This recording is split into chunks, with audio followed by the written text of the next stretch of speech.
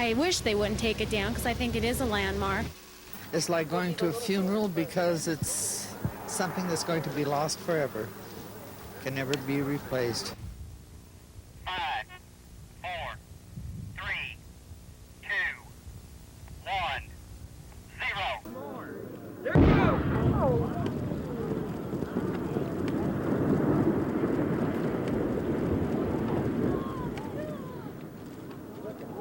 Wow!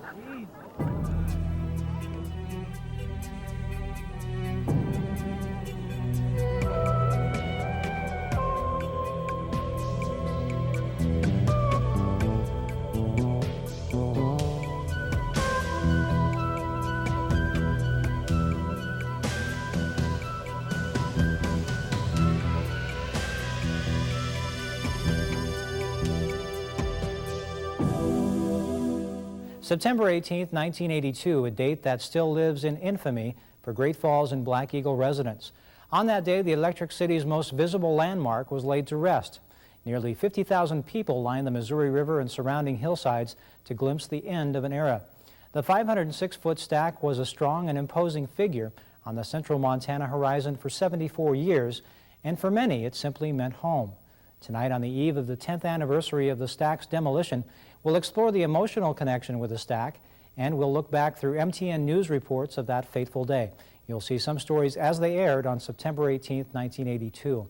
Mostly, we'll look at what the stack meant and still means.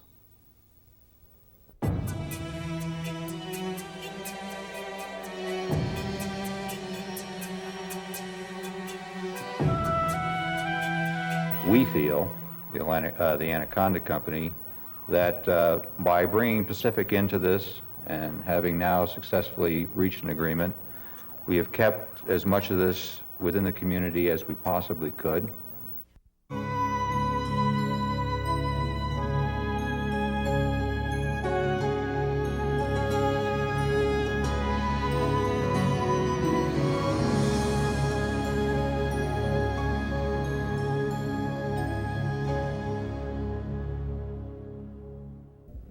This is Smelter Hill, where the Anaconda smokestack stood for 74 years. There are a few signs left here of the activity that took place 10 years ago. On September 18th, thousands of people looked on as 600 pounds of dynamite were detonated. There you go!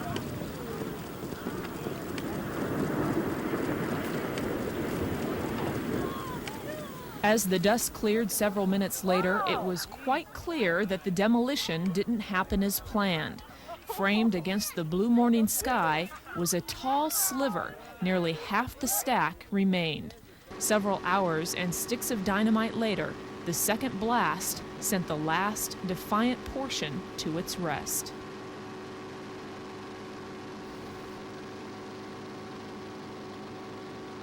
10 months before the stack received those lethal blasts, a small group of citizens banded together to try to save it. Although they continued their efforts right up until the end, there was really no widespread support from city leaders and many others. Here's how MTN News reporter Chris Forehand described their efforts during the final hours a decade ago. They called themselves the Great Falls Save Our Stack Preservation and Historical Society. The group formed 10 months ago after the announcement that Pacific Hide and Fur would blow up the 506-foot landmark. A founder of the organization and one of its most vocal members was Greg Keskis. Last November, Keskis told MTN's Pat Anson that a citizens group had to be formed because the city's businesses weren't about to save the stack. The downtown business community is unable to come up with any way that this community can profit from it per dollar. That means that they feel that anything which the city does should have a return of dollars. And we talked with many people. We have no support from the Chamber of Commerce. We have support from Chamber of Commerce from other towns, but not Great Falls. The Save Our Stack movement grew and spawned a song. Oh, Anaconda, Anaconda, don't you hear the people cry? Don't you know that we don't want to see it go? Just get together with the city, 'cause there's folks that want to help save a memory from a long time ago. Most Great Falls residents seemed in favor of keeping the stack, but more than good intentions were needed to save it. The Anaconda Corporation agreed to let the stack stand only if the committee could raise the $500,000 required to maintain it. But the sentimental attachment Montanans had to the 74-year-old landmark didn't manifest itself in nearly enough dollars. On September 13th, Save Our Stack members announced they were all but giving up. They'd considered taking legal action against Anaconda, saying the company hadn't maintained the stack as it agreed to do in June of 1976. But the committee decided against going to court without cooperation from Cascade County commissioners. I'm sad about the fact that it is coming down. I still, however, maintain my position that I cannot see obligating Cascade County tax dollars to the preservation of that stack. By this time, the destruction of the stack was inevitable. The committee made one final plea in a telegram to President Reagan. It just seems to me that the president is a compassionate enough man. If he found that this had enough merit to deserve his attention, if there's anybody that can do something about it, it's going to be him. The president received the telegram, but he gets hundreds every day. He didn't come to the rescue. And when only half the stack fell in the first blast this morning, it was fitting. No human effort may have been able to save it, but it wasn't going down easy. Chris Forhan, MTN News. 10 years later, the memories of the Save Our Stack group are not forgotten, at least for those who were most involved. Last week, Great Falls attorney Channing Hartelius came back to the Anaconda site to talk about his campaign 10 years ago and about what the stack still means today. Channing, it's been 10 years now since the stack was destroyed. What are your thoughts as you're walking near where the area that it used to stand? Well, it's really brings back some sad memories more than anything when I was across the river and waiting for the moment. And when the stack blew, it was a sad event, but when part of it was still standing, a big cheer went up from the crowd, and it was really exciting to see that this monument that they thought was so dangerous actually preserved itself after the effort to blow it up. Mm-hmm. What about the Save Our Stack efforts? Do you think it was really worthwhile? It didn't save the stack. Well, I think any time that you try to save some historical monuments or historical sites, it's worth it. I think, without any question, if you asked a lot of people today whether they would have contributed to try to save it, they would, but obviously it's too late. Mm-hmm. Do you think Great Falls would have been any different today if the stack would have remained? I don't know if it'd be any different, but anytime you lose something as such a landmark or a monument to history, your future generations lose an opportunity to have hands-on. So I think Great Falls has lost a major tourist attraction and has lost a major symbol of the working man more than anything. Would you have done anything different today to save the stack? I don't think there's much more that we could have done. It was a matter of money, and we were given an opportunity to try to raise it, but there just wasn't enough interest or money that came forth. Today, once again, I think that would be a different story, but there's nothing more that we could have done other than delay the inevitable. Channing, when you look up there and you don't see the stack anymore, what do you remember about the stack that's your fondest memory? Well, the fondest memory is when I would drive in to high school from the farm and see this majestic symbol standing up against the skyline, and it was just very heartwarming to see something that magnificent. And every time we'd fly into Great Falls or drive from any direction, the stack was always there as your guidepost. So I miss it. The ghost is still there, but I wish the real thing were still there.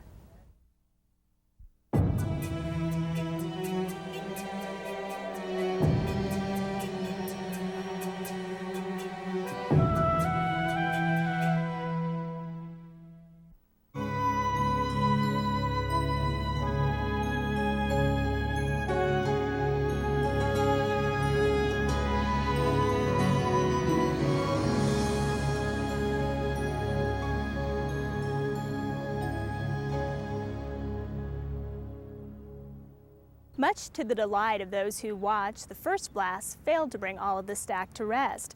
On the MTN News that day, here's how the man who was hired to demolish it explained why it failed. There wasn't enough integrity in the mass to pull it over. Okay, if the bands had been on it, it probably would have pulled it over. Okay, but if you remember, if you haven't been up there, right at those 2 points were the worst 2 cracks. They extended the whole height, and you saw the minute the button was touched, it completely dropped and sheared from those points. So it couldn't pull. It just sheared it off right there. Which way is it going to fall now? We'll probably go sideways. Access. We've got a concrete panel on this corner, so we'll probably shoot 3 or 4 lines of holes in it just to get it to drop again. You won't drop it this way? Oh no, it's no way it's going to drop this way again. It's a big curve, so there's no way in the world we can get it to drop this way. It'll just basically drop in itself again. So. Are you going to try again today? Hopefully. I'd like to get it off today.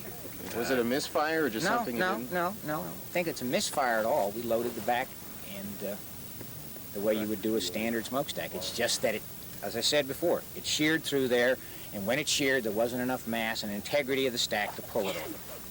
Later that day, the rest of the stack also came down, but the trouble more than amused many onlookers. MTN News reporter Stu Van Horn covered the reaction. The overwhelming response of stack spectators this morning was a feeling of remorse for the old lady. The stack is completely gone now, but when only half of it fell, most felt that maybe it should not have come down at all. And before we go to some crowd reactions of some of the people this morning, I think it's important that we acknowledge the work of the City Police Department, who had an additional 6-person detail assigned to crowd control. Sergeant Zeman, the watch commander today, reported that everything went smoothly and no accidents were reported as a result of the large conglomerate of people in the area. Spectators from all over Montana were positioned everywhere along a mile stretch on River Road this morning, and in every hand was some sort of photographic device, whether it be an Instamatic camera or a videotape recorder on a tripod. All were here for the same reason, paying their last respects to a brick monolith that was the Great Falls skyline for 74 years. And these reactions will clearly show that the old lady will be missed. I'm pretty sad because I can see it right from my school playground, and I didn't notice that until about Wednesday. And then I looked at it and I started crying right there on the playground. Hey, Willow? You want to say something? Well, I hated the thought of it going too. It has to go, but they can't leave it like that. That looks like a cavity in somebody's tooth. It reminds me of an old person. It doesn't want to give up. It wants to stay there, too. And it should have been left here, but... I think they blew the grade out of Great Falls when they let the stack go. Sad. Yes. I still feel that if they'd have just left it alone, it would have withstood the town of Great Falls. Proved one fact, that the stack was stronger than they thought it was. Hate to see it. Remember ever since I've been a little girl. Well, it was neat coming down, yeah, right? Are you sad that it's down now? No. Oh. It was exciting coming down. I grew up in this town, and I've been looking at that stack ever since I was a little kid. I discovered yesterday that stack was only 2 years older than I am. I'm dating myself now. They couldn't tear it down. Now the stack is too tough. It's still half standing. That's a beautiful stack. Maybe they'll leave that as our monument. It's disgraceful now. I hope they tear it down right away. After the demolition, I received a phone call that ominously sums up the value of the stack. The caller said, "The physical stack is gone, but the spiritual memory will never be erased." This is Stu Van Horn for MTN News. Now, some of the emotions may seem a little melodramatic. Comments about taking the great out of Great Falls, talk about losing an old friend. But when you talk to the people who were there to record the day, you realize there truly was a sense that history was being made.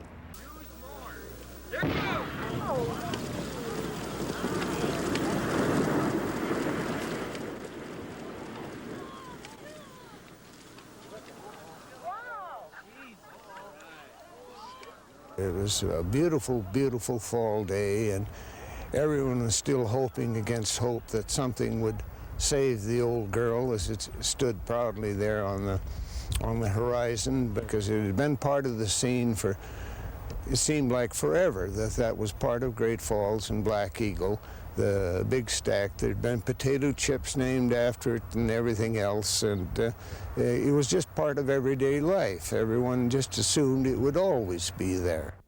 Ron Rice got out early that September 18th to stake out a spot where he could take pictures for the Great Falls Tribune. It wasn't easy. The paper estimated the crowd at 50,000. If you could have humor at a funeral, that was pretty much it. There was a lot of fun, there's a lot of joking amongst the people. And when the initial blast left a sliver of the stack intact, Ron remembers the mood turned joyous. It showed them that the old girl was stronger than they thought they felt in their own minds, and that it had shown them, it had fought back. It was kind of like losing by only one touchdown. There were cheers went up when that finger of brick was still sticking up through the dust. Almost the entire news staff of the Great Falls Tribune was out covering the stack destruction. The following day, the Trib sold more papers than ever before or since.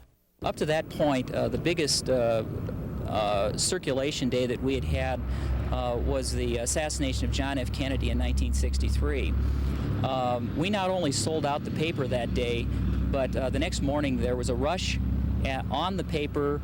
After the stack had come down, people were lined up, and we had to put the plates back on and rerun that edition. And I think we sold an additional 5,000 copies on that second run after selling out the first run. And the demand was so great that we had to then put out the stack book, which sold, I believe, 26,000 copies that first week, and we had to reprint that. In Tom Katinsky's eyes, the destruction of the stack was more than the loss of a monument. It was the symbol of the end of an era. The stack symbolized Great Falls' industrial era. It was a sort of almost a feudal symbol, sort of the castle of Great Falls that stood up on the hill, and people could go up there and get a job that would last a lifetime. And when the jobs were no longer there, it became a sort of a useless thing to those people who wanted jobs. In a lot of ways, the stack had to come down to allow Great Falls to move on to another era. I personally did not like seeing the stack come down. I felt a very emotional feeling when the thing did fall, and I still look up on that hill. When I was a kid, Marty Quick will never forget the stack's last few hours on Smelter Hill. Out partying the night before the blast, he made a bet with some friends that he would write his name on some of the stack's bricks. About 3 in the morning, he made his way across Anaconda Hills golf course, through a gully, to the fence around the stack. as I started over the fence, my pants hung up in the barbed wire up there on my jeans, and I slipped backwards, and when I did, my ankle blew out. I blew my ankle out and broke my leg, and couldn't stand up or walk or move. For a couple of hours, he sat there and finally built a fire to keep warm. That's when a sheriff's deputy found him and called an ambulance. When he got to the hospital, he told his doctor he wouldn't go into surgery until he saw the stack go down. He was fined $100 for trespassing and still has 2 screws in his ankle. It's something I'll remember the rest of my life. And it's a fond memory to a degree. It was funny. I guess it was embarrassing to a degree, you know. I kind of brought a little bit of shame on my family and stuff because I did it. But at the same time, I think a lot of my family understood that it was something I had to do for myself, and I did it. There wasn't nothing I could do to save it. If I'd have wrote my name on the bricks, though, I would have had a brick with my name on it. Marty did get a brick in the end. His sister brought one to him in his hospital room. I said, geez, thanks. Just what I needed while I was in that hospital bed was a brick from the smelter. But I did get one. I still got it, as a matter of fact. I use it as a doorstop. It's about all it's good for, I guess. Doesn't have my name on it either. I've often thought about writing my name on it, but that would be cheating, so I never did do that. Like so many people you talk to, Marty says he misses the stack. He's sorry most of his kids never got to see it, but he's glad he's got his memories of a long, crazy night and a history-making explosion. I watched them blow the first part of it from the hospital in the morning, and I was looking out the hospital window, and I had it on TV at the same time, and it blew, and only half of it went down, and I thought, see, you guys is worried about a wind blowing it down, and you can't even blow it down with dynamite. it would have stood for another 100 years. It'd give my kids something that they could have called home. I was in the service for 2.5 years, and when I came home, I remember flying over the stack. First time I came home, and it was just home. The stack was home. I knew I was home when I seen that stack.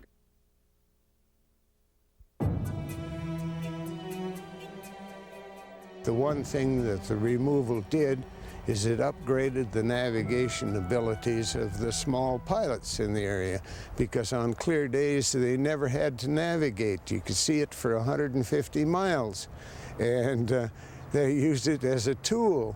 It was so very obvious. It was part of the landscape. It'd be just like taking Mount Rushmore out of the Dakotas.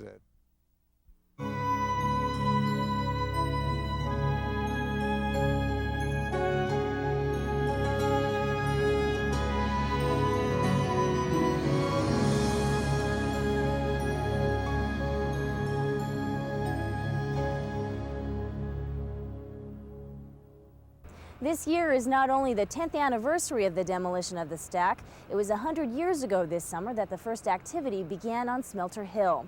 In 1892, the Boston and Montana Consolidated Copper and Silver Mining Company began its operations. That led to the quick growth of an industry that was soon to dominate the area for 8 decades.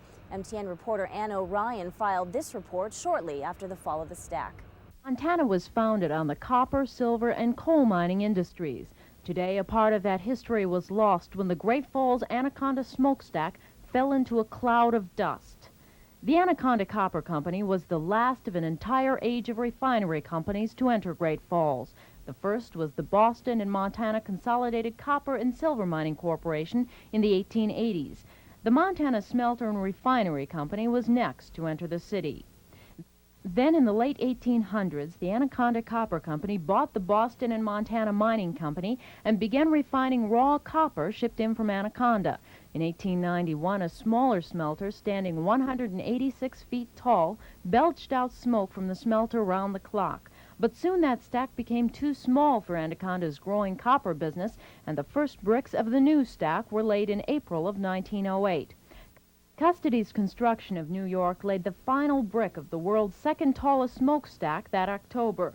The structure stood 506 feet tall and weighed more than 28,000 tons. At the base, the walls were 5.5 feet thick, tapering at the top to 18 inches thick.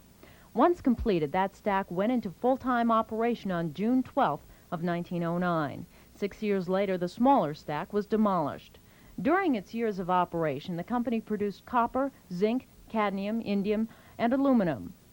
Anaconda was in production 24 hours a day, but it was not all work. In 1908, before the stack went into operation, employees dodged the state and county gambling laws by doing most of it above the jurisdiction of the law. The stack became more than a symbol of work and prosperity for the city. It was also used to tell the weather. If smoke swirled around the stack, it meant cooler weather was ahead. In 1957, cracks and loose mortar prompted a major overhaul on the stack, and steel bands covered the length of the stack to stop further corrosion. At that time, it was estimated that the stack had an additional 50 years of life, or until the year 2007. But smoke poured out of the stack for the last time in 1972. Anaconda had smelted the copper in Great Falls because it was cheaper than anywhere else in the world. But in 1980, that had changed. A depressed copper market and a wage strike in 1980 led the company officials to close down and send their business overseas. But when the smelter was in its heyday, there was no other company in the area that could match its impact on the community. It provided a livelihood and a steady job to those who worked there. And although that time is past, people just don't forget what Anaconda meant to them.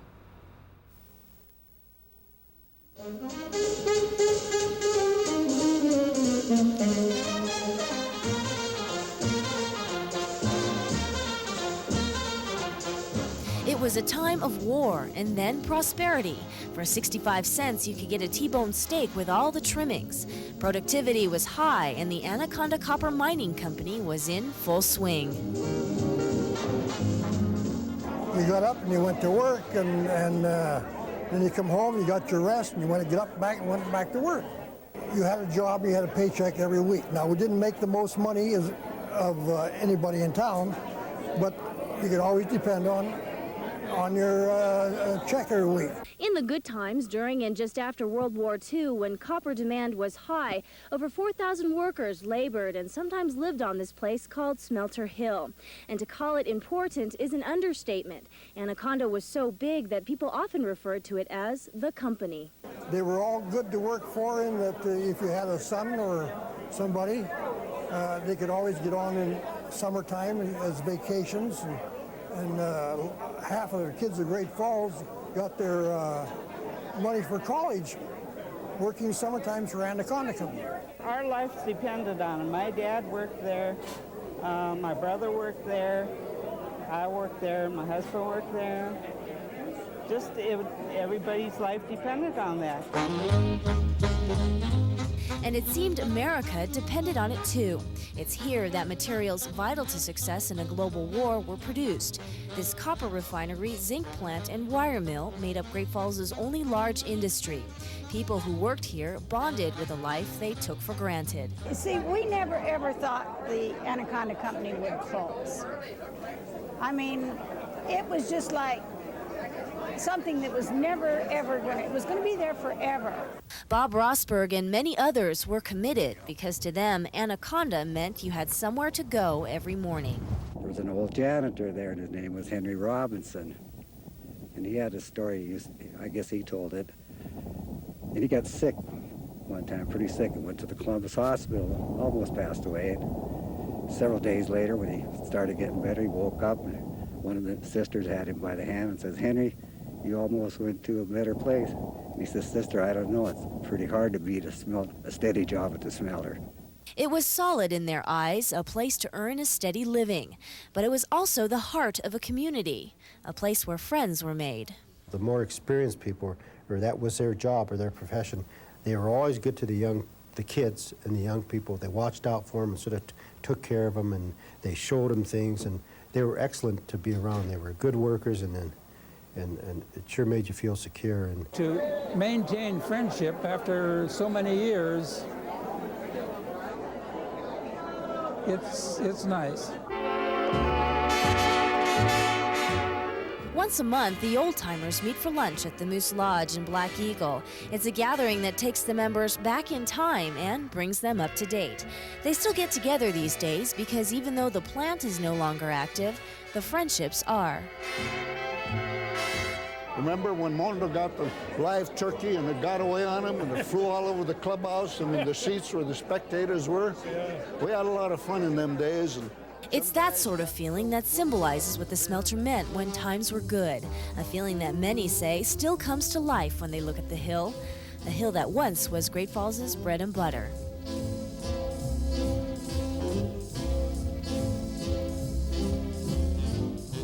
The smelter shut down in 1980, leaving 500 people looking for work and a large gap in the economy.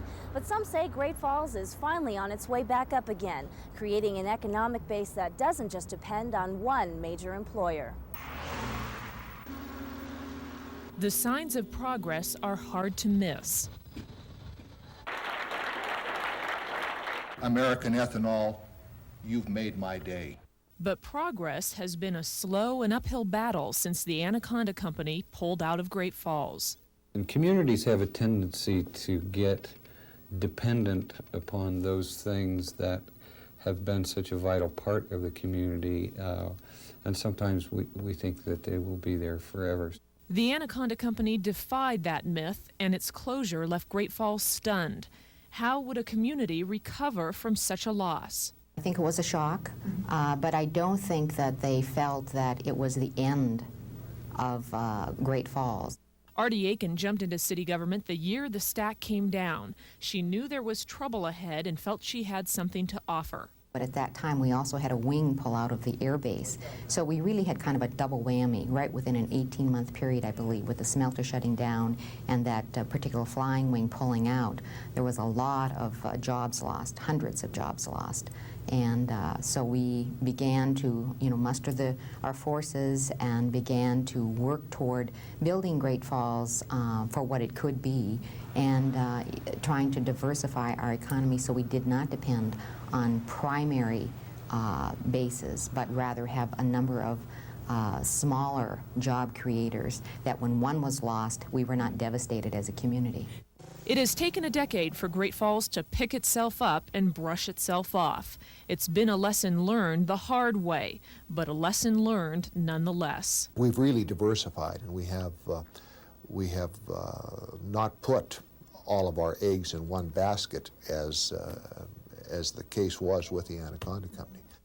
Dick Gasvoda had just been elected to the county commission when the smelter shut down. He witnessed the hurt and anger, but he also witnessed the healing. We still have some major players that provide an economic base to Cascade County. Certainly the Montana Power, the Air National Guard, Malmstrom, our hospitals. But I don't know that any of them are as, well, Malmstrom would be certainly, but as big as the Anaconda Company was. Agriculture continues to be the mainstay of our economy. Ed Coughlin, then MTN News Director, was right on target when he made this prediction 10 years ago. I would suspect, though, in the year 2000, as your children are preparing to go to college, Peggy, and those kinds of things, that's about the time they'd be coming along, right?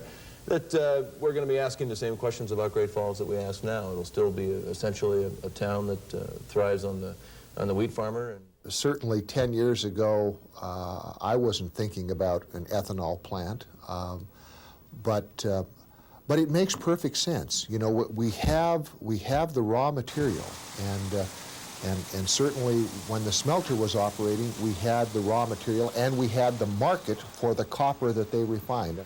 We will never forget the economic importance the Anaconda Company brought to this community. But over the past 10 years, we have made giant progress, and everyone agrees we cannot move forward if we're standing still. We need to continue the efforts that have been begun a few years back in just continually trying to develop another industry or whatever it might be to create more jobs in our community. It's an ongoing task. There cannot be any relaxing. Where are we in 10 years? I see us continuing to grow at a moderate rate.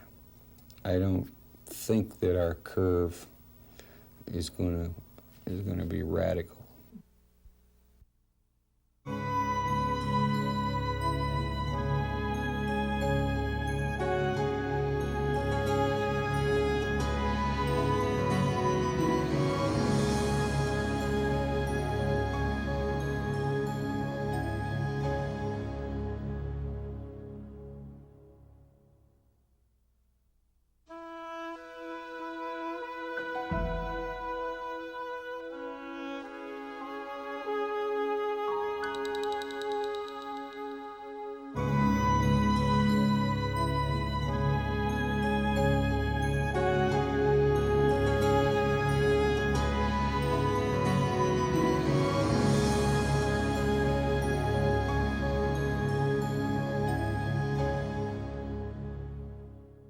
The rise of the copper business in Great Falls gave birth to two small communities on the Missouri River called Little Chicago and Little Milwaukee.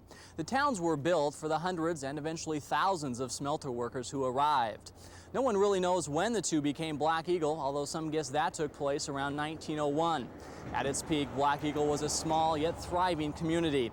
But in the years since the copper business left, the town continues to show the most visible effects of the shutdown. For almost 8 decades, it was a booming little town, a tight-knit community tied to an industry no one thought would ever leave. But in 1980, it did, and Black Eagle has never been the same. What it was is a big family, actually. And then when it changes, it just breaks apart, and that's just what happened. Petrini's life story is like so many others, born and raised here, the son of immigrants, drawn to an area by the prospects of work. This was my uncle's house across the street. The 3D was originally before the 3D went in there. It used to be a meat market. That one part was just a meat market. And he owned that, and the house there in the garage. They're very entertaining. They talk broken language of one kind or another, whether they're Italian or Croatian, and some of them talked a little broken language, and they really were good entertainers.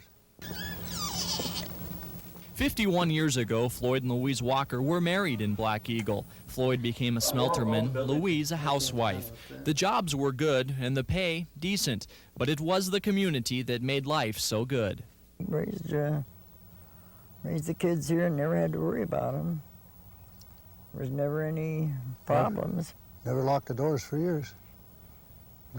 Leave for 2-3 days and you wouldn't have to lock the doors. Nobody bothered anything.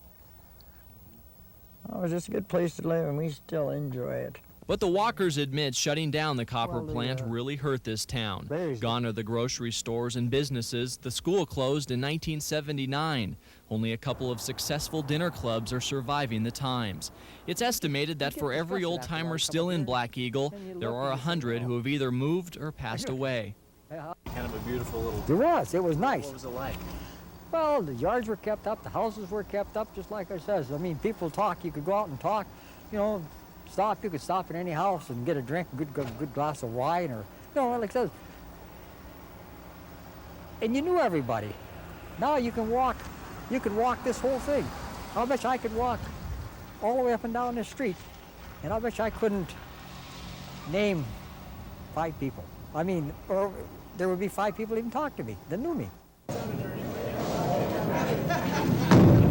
Some things still strike up nostalgia here. Every Wednesday at the Black Eagle Community Center, the seniors still bowl and reminisce about the town's second biggest pastime. As for the first, it was the local tavern. There used to be 11, frequented often by most everyone, but no one would ever question the character of a tavern goer. They're very knowledgeable in their own way. A lot of them didn't have education, but their experience made them smart, very smart people. During the week, the steadies all run a tab, come in on Friday, hand you their check, take their week's bar tab out, leave their change on the bar. That's the way we operated. Just because you trust everybody? At that time, you could trust everybody. During the strikes, when they wouldn't be working, I'd run accounts for them. There was none of them that ever beat me out of a dime. Of course, anymore, them days are gone. The bars were open 7 days a week, 24 hours a day, simply because the smelter never shut down. 10 o'clock at night, there'd be 4 people sitting in the bar. When they got off at 11:05, 11:25, 12:20, there'd be 30 guys sitting in the bar. The people in Great Falls had little concern for the men out here. They thought we were probably the laziest bunch of people there was. You know, but every dollar we made, we spent here. It is said that every great town is made up of great people. In Black Eagle, most worked hard, were honest, and cared about each other. Seems like a whole just different type of people here now. Those that do move in don't stay that long. So we miss the old timers, but one by one we're going. The old-timers going, the stack already gone. What's in store for Black Eagle, nobody really knows. It's a future that depends on a new generation. The sense of loss that the people of Black Eagle experienced was felt by many others. When it was announced the smokestack was to be demolished, everyone reacted differently. From anger and sadness to a sobering acceptance, people had different ways of dealing with the loss. Austin Campbell of Shoto, who worked at the smelter for 25 years, decided to express his feelings in a song. The words he wrote were sung by a Montana State University student, Rob Tenyus. The song played like this on the MTN News 10 years ago.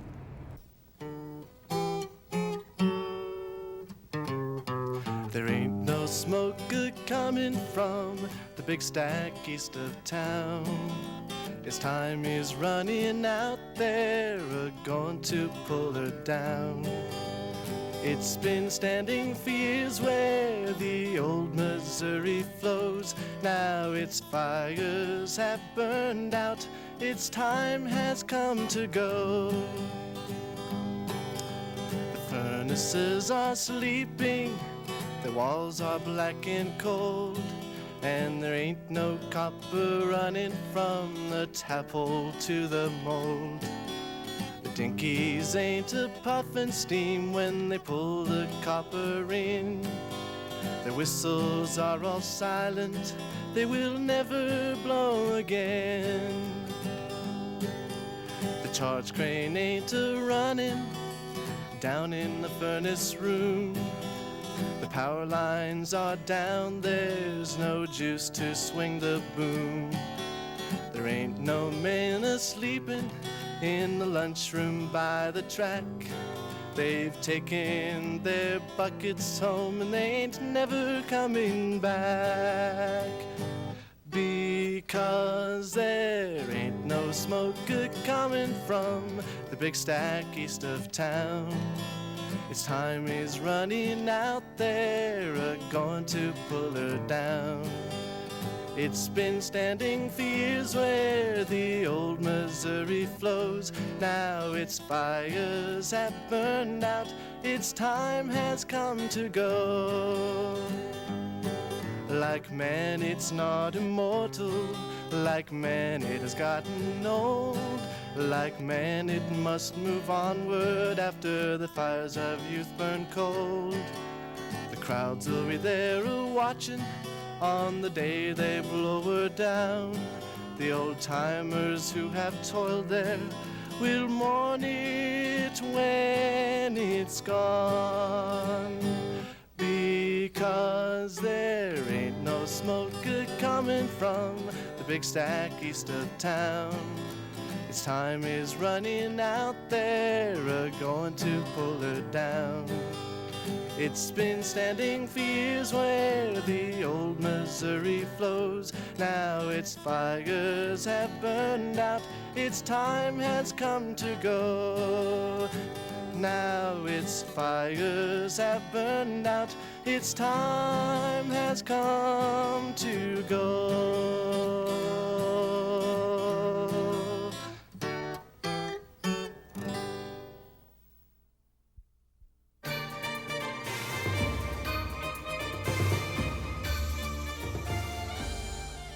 Oh, there was all sorts of ideas. I think the best ones were furnished by then County Commission Chairman Ed Schubat, a remarkable man with a remarkable sense of humor.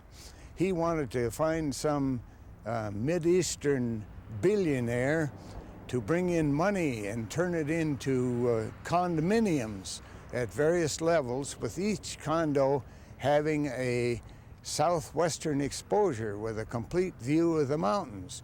And that would run all the way up to the top. And there on the top, he was going to have a rotating restaurant similar to the one on the Space Needle in Seattle. And but up on the very tip top of it, he would have a landing pad for helicopters. But immediately beneath the helipad, he was going to have a very high-priced, sophisticated bordello. And he was going to name the whole facility the High Diddle Diddle.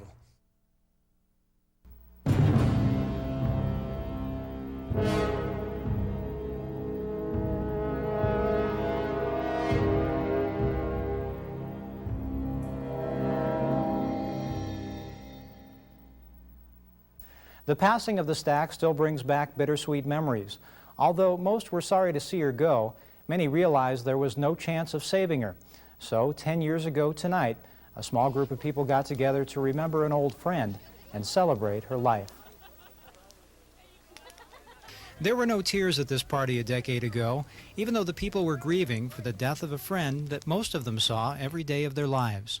It is awake because they have awakened every morning to the stack and gone to sleep every night to the stack, lighted. And it won't be here tomorrow night for them, so it's awake. Others were sorry to see the landmark go, but were realistic. I hate to see it go, but from what I understand, what can happen with the money it's going to take to keep it going, I don't think it's worth it. And let's not forget some other strong feelings that were quite popular at the time.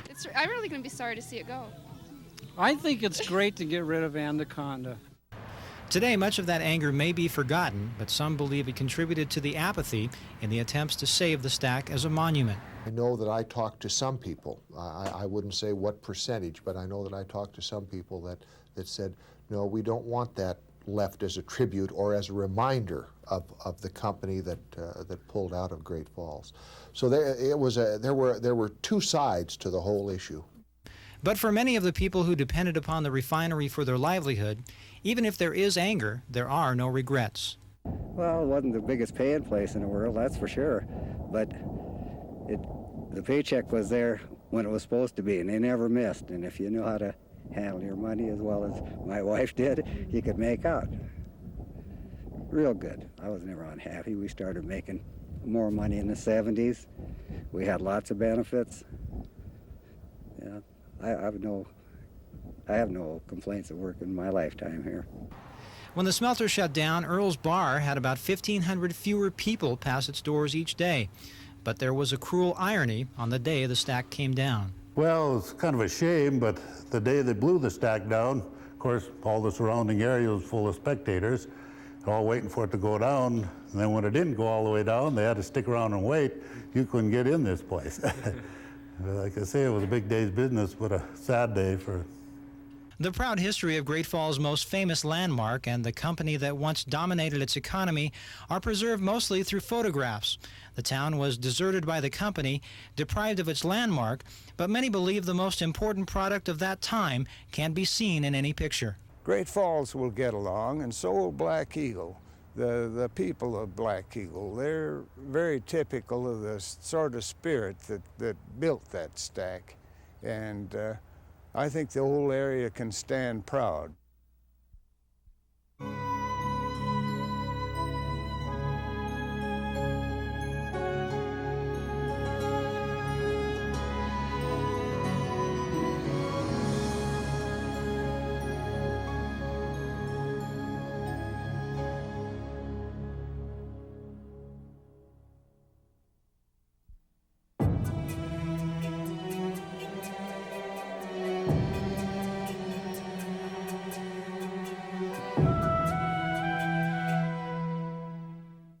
The fall of the stack was the official end of an era for Great Falls. The fact that she didn't go quietly perhaps was a fitting tribute to the people who grew up with her and came to identify her with home. The hill has been bare for quite some time now, and almost all signs of the company are gone. But as we've witnessed in the spirit of the people we've met tonight and 10 years ago, the stack and what she stood for never really left.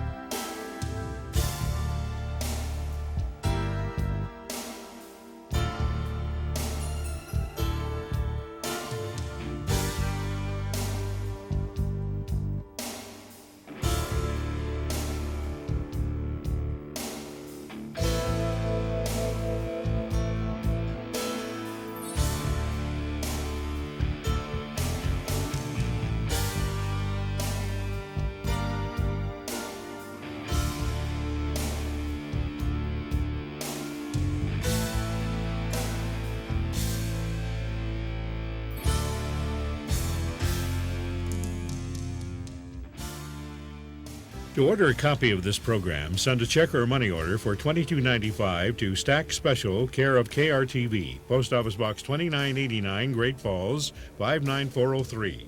Price includes shipping and handling. Please allow 6 to 8 weeks for delivery. That's Stack Special, care of KRTV, Post Office Box 2989, Great Falls, 59403.